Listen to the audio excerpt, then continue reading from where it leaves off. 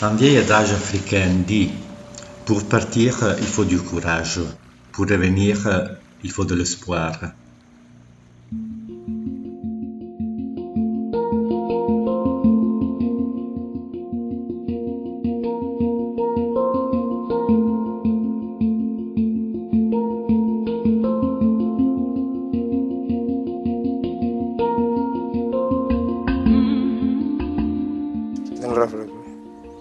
Parce que ça n'a pas été facile aussi. Là.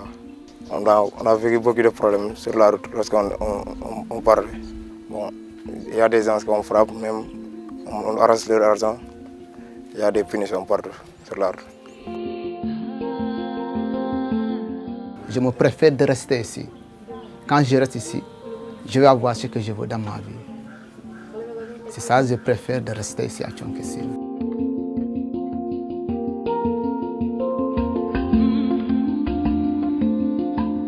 Je ne pense pas que je vais partir parce que ce que je vais aller chercher là, je pense que je l'aurai ici.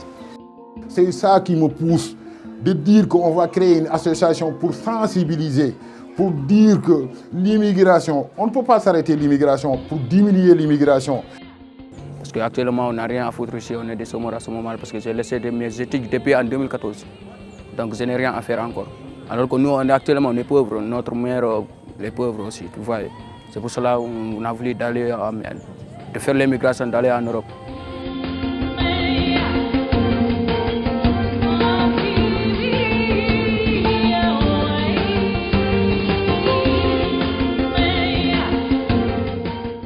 Tout le monde voulait aller faire des expériences à l'extérieur, regarder comment tu peux travailler et pourquoi pas revenir, exploiter ça ici. Quand je suis revenu, toute la famille était découragée. Mais moi, quand j'étais là, j'ai remis grâce à Dieu. J'ai dit, je ne regrette pas. Je n'ai pas de l'argent, mais j'ai de l'expérience. Quand je suis parti en Europe, je n'ai pas eu de l'argent, mais j'ai de l'expérience.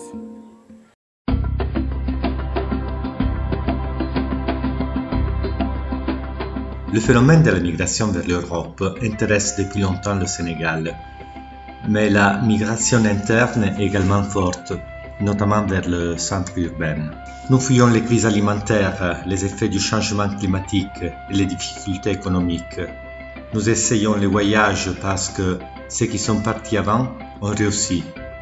Ou bien nous partons sans trop de salutations et de plaisanteries. La liberté et la survie ont toujours déplacé les gens entre les continents. Les jeunes aussi veulent que leurs droits à la mobilité soient plus respectés. Et sur ça, ils veulent porter le plaidoyer pour que l'État négocie avec les États européens sur les droits d'obtention du visa, d'alléger les conditions d'obtention du visa pour permettre plus de mobilité. Cela permettrait de réduire l'immigration irrégulière. Comme les autres migrants de la région, les Sénégalais rentrent principalement de Libye, du Niger et du Maroc, mais également d'autres pays du Maghreb et de l'Afrique subsaharienne. Si nous examinons le retour d'Europe, d'après les données de l'OIM, l'Italie est le premier pays de l'Union en ce qui concerne le nombre de Sénégalais rentrés volontairement dans leur pays. Il existe à Florence une association de Sénégalais bien implantée sur le territoire qui, parmi d'autres services de soutien de leurs compatriotes, offre des informations et un soutien a ceux qui souhaitent rentrer chez eux. Penso che ogni senegalese che sia qui, il suo desiderio è di ritornare, investire in Senegal. Penso che ognuno di noi questo è il suo più grande desiderio. Ma purtroppo queste sono le attese che bloccano tanti di noi. Tornare a casa non basta soltanto tornare, perché tornare vuol dire che gli altri che sono lì ti devono vedere come qualcuno che è arrivato. Arrivato vuol dire che c'ha i mezzi che può sostenere la famiglia d'origine, perché uno viene mandato per aiutare la famiglia, non per ritornare a casa e aumentare la carica della famiglia. Questa è la più grande ferita che può capitare a uno che torna a casa senza niente.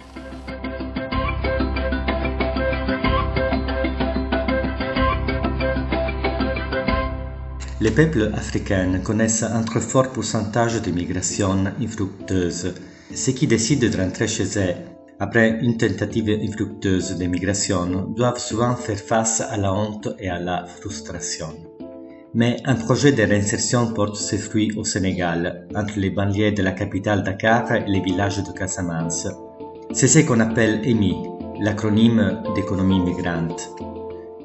L'obiettivo del progetto è di creare delle opportunità di impiego per i giovani e di promuovere una visione più positiva dei territori di origine dei migranti senegalesi. Quindi per far questo praticamente realizziamo diverse attività assieme ai giovani, assieme agli attori locali, come per esempio l'ANPEJ, che è l'agenzia per l'impiego dei giovani in Senegal, ma anche gli istituti di formazione professionale, eccetera, poiché appunto accompagniamo i giovani in un percorso che comprende essenzialmente la formazione, sia professionale, insomma rispetto a determinate tematiche come per esempio quelle agricole, oppure trasversale come per esempio l'attività propriamente economica e quindi la gestione d'impresa, e oltre alla formazione li accompagniamo anche in un processo di accesso alle risorse produttive, in particolare la terra, ma non solo, e finalmente li riusciamo anche a sostenere finanziariamente con delle piccole sovvenzioni che rappresentano una parte di un progetto più grande magari che ogni giovane ha. Quello che mi piace dire è che noi cerchiamo di accompagnare i giovani a realizzare i propri sogni nei propri territori.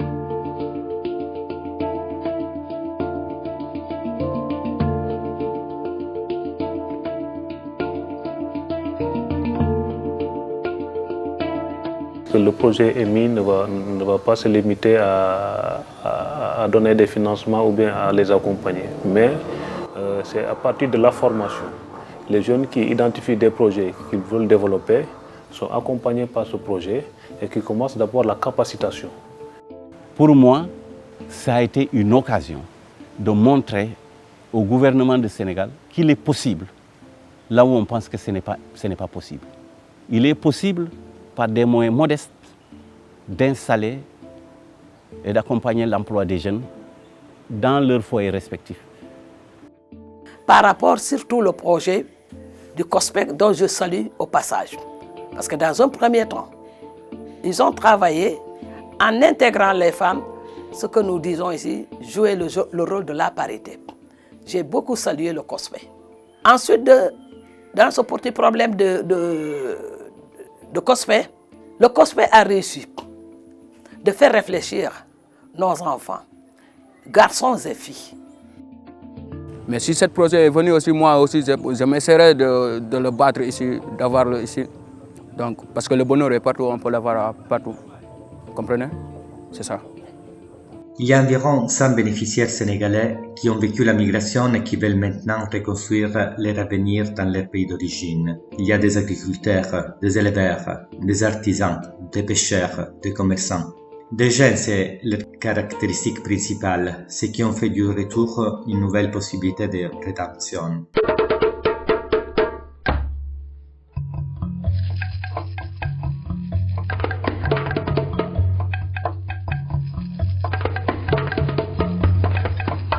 Quand on a lancé l'idée, il y avait beaucoup de demandes, mais plus de femmes que d'hommes, plus de jeunes filles que de jeunes garçons.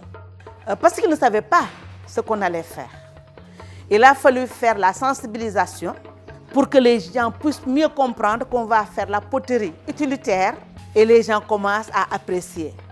Dès les premiers jours maintenant de formation, c'est là où le besoin commence. L'espoir commence et le désir commence. Man ma génnoon Sénégal ak laa gisoon te j'espère ba mu jaral ma sax la may laajte nan la ñuy def ba dugg ci kii pour dem parce que dem rek laa gis en même temps tam su ma gisee ku ma jàppale ma génn Sénégal jël li yóbbu ko xam nga mu yóbbaale ko sama métier daal parce que xam naa ci loo xam ne fu ma dem bi may joxee kii bi mun naa kaa toog liggéey ko gérer ko nice waaw lii yëpp daal presque daal mooy loolu daal. bi ma gisee waa ASIRAB ñu ñëw ñu woo ma ne dañ lay boole ci formation bi ma def nii mais formation poulailler ginaar yaram ginaar mi waaw ñu woo ma si ñëw pour jàppale ma ànd ak yéen waa COSPEC léegi nag nu ma def lu dul ànd ak ñoom ndax dañoo jug pour jàppale ma te nit bu jugee pour jàppale la yow foofu nga xam sa bopp.